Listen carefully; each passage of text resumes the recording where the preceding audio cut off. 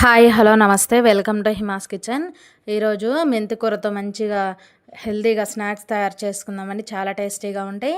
మరి ఈ స్నాక్స్ తయారు చేసుకోవడం కోసం ముందుగా అయితే ఒక 3 మెంతి కూర కట్టలని ఇలా చిన్నగా ఉన్నవి తీసుకోవాలి. మీరు పెద్దవి అయితే ఒక కట్ట తీసుకోండి. నేనైతే చిన్నవి 3 తీసుకున్నాను. వీటిని శుభ్రంగా కడిగేసి ఇలా సన్నగా కట్ చేసుకొని పెట్టుకోవాలి. ఇలా రెడీ చేసుకొని పక్కన పెట్టుకోండి. తర్వాత స్టవ్ ఆన్ చేసి కడాయి పెట్టుకొని మనం నీట్గా కడిగి కట్ చేసి పెట్టుకున్న మెంతాకును అయితే కనుక ఇలా కడాయిలో వేసుకోవాలి.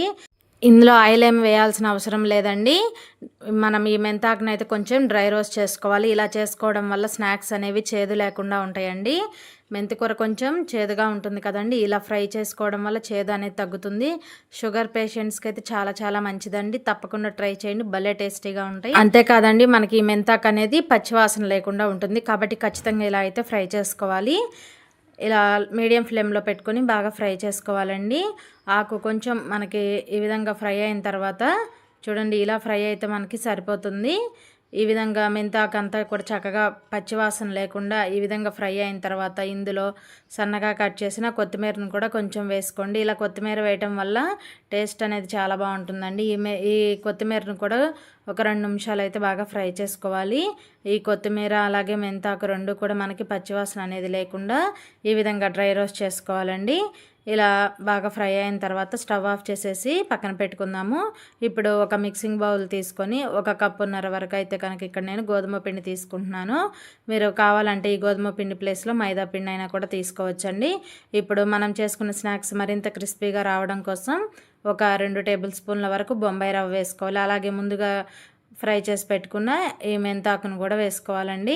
ఇప్పుడు ఈ మెంతాకు ఫ్లేవర్ అంతా కూడా పిండిలో కలిసే విధంగా బాగా అయితే కలుపుకోవాలండి. కొంచెం వేడిగా ఉందనుకుంటే కొంచెంసేపు చల్లారనివ్వండి. ఇలా మెంతాకు అంతా వేసి ఈ మెంతాకు ఫ్లేవర్ అంతా కూడా చక్కగా పిండికి పట్టే విధంగా ఇలా రఫ్ చేసుకుంటూ బాగా కలుపుకోవాలి. ఈలోపు అయితే మీకు చిన్న రిక్వెస్ట్ అండి, ఫస్ట్ టైం మన ఛానల్ చూస్తుంటే ప్లీజ్ ఛానల్ని అయితే సబ్స్క్రైబ్ చేసుకోండి. అలాగే వీడియో నచ్చితే ఒక చిన్న లైక్ చేయడం అసలు మర్చిపోవద్దు. మీరు ఒక చిన్న లైక్ చేయడం వల్ల వీడియో అయితే మరొక కొంతమందికి రీచ్ అవ్వడానికి హెల్ప్ అవుతుంది. కాబట్టి ప్లీజ్ ఒక చిన్న లైక్ చేయండి. పిండిని ఈ విధంగా కలుపుకున్న తర్వాత పక్కన పెట్టుకొని చిన్న కడాయి తీసుకొని ఇందులో ఒక 2 టేబుల్ స్పూన్ల వరకు ఆయిల్ తీసుకోవాలండి. ఇప్పుడు ఈ బౌల్ని అయితే స్టవ్ మీద పెట్టేసి ఆయిల్ని బాగా మరిగించుకోవాలండి. ఆయిల్ బాగా హీట్గా ఉందనుకోండి, మనం చేసుకునే స్నాక్స్ అనేవి మరింత క్రిస్పీగా గుల్లగా కరకరలాడుతూ వస్తాయండి. ఆయిల్ బాగా ఈ విధంగా ఫ్రై అయిన తర్వాత ఇందులో మంచి టేస్టీగా అలాగే మంచి ఫ్లేవర్గా ఉండడం కోసం కొంచెం ఇంగువ వేసుకోండి. చాలా అంటే చాలా టేస్టీగా ఉంటాయండి. ఇంగువను మాత్రం అసలు స్కిప్ చేయొద్దు. కొంచెం ఈ విధంగా ఇంగువ వేసుకొని స్టవ్ ఆఫ్ చేసేసేయండి. చూడండి, ఇలా ఆయిల్ బాగా వేడిగా ఉన్నప్పుడే స్టవ్ ఆఫ్ చేసేసి వెంటనే ఈ విధంగా పిండిలో అయితే వేసుకోవాలండి. ఇలా ఆయిల్ని బాగా మరిగించడం వల్ల స్నాక్స్ బాగా గుల్లగా క్రిస్పీగా వస్తాయండి. ఇప్పుడు ఆయిల్ బాగా వేడిగా ఉంది కదండి, ముందైతే ఒకసారి ఏదైనా ఒక స్పూన్ కానీ లేదా గరిటె కానీ తీసుకొని మొత్తం ఈ విధంగా కలుపుకోవాలి. ఇలా పిండిలో ఆయిల్ అంతా కూడా కలిసే విధంగా ఒకసారి స్పూన్తో కలుపుకున్న తర్వాత చేత్తో మొత్తం బాగా రఫ్ చేసుకుంటూ కలుపుకోవాలండి. చూడండి, బాగా ఆయిల్ కూడా ఈ పిండిలో పట్టే విధంగా బాగా ఈ విధంగా కలుపుకోవాలి. ఇలా కలుపుకున్న తర్వాత ఇందులో మనం కొన్ని మసాలాలు అనేవి యాడ్ చేసుకుందామండి. ఇప్పుడైతే కొంచెం ఒక 1/2 టేబుల్ స్పూన్ అంతవరకు పసుపు వేసుకోండి. అలాగే ఒక 1/2 టేబుల్ స్పూన్ వరకు వేయించి పొడి చేసుకుని జీలకర్ర పొడి వేసుకోవాలి. టేస్ట్ అనేది చాలా బాగుంటుందండి. తర్వాత ఒక 1/2 టేబుల్ స్పూన్ వరకు మిరియాల పౌడర్ వేసుకోండి.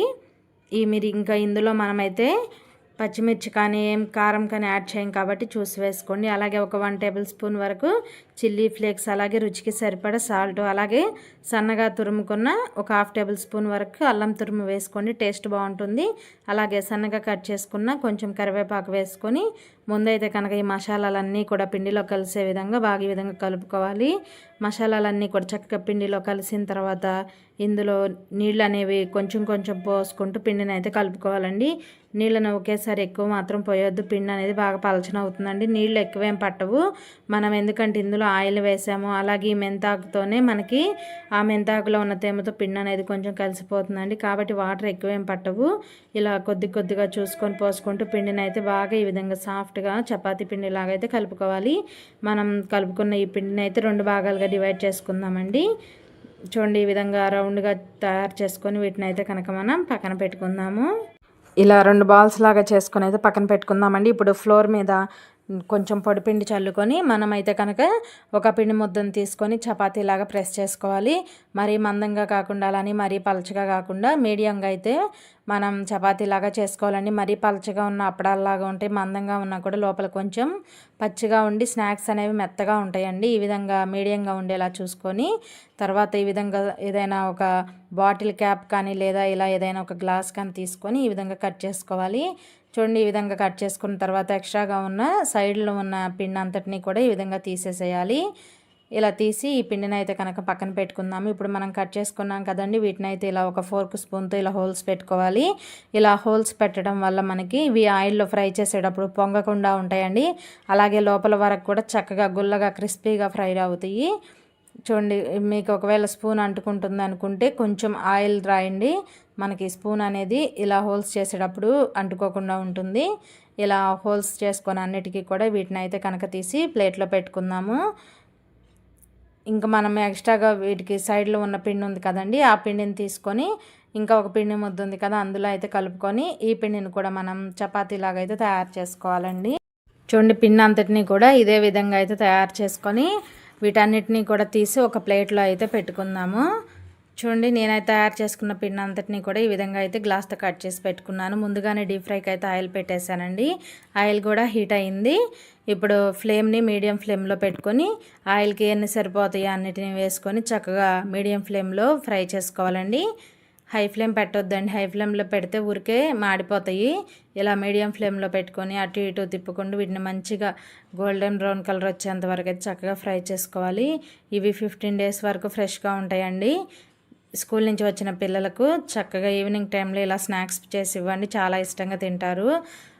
చాలా అంటే చాలా బాగుంటాయండి. మనం ఎంత ఆకు వేస్ట్ చేసాము, చేదుగా ఉంటాయేమో అని అసలు అనుకోవద్దు.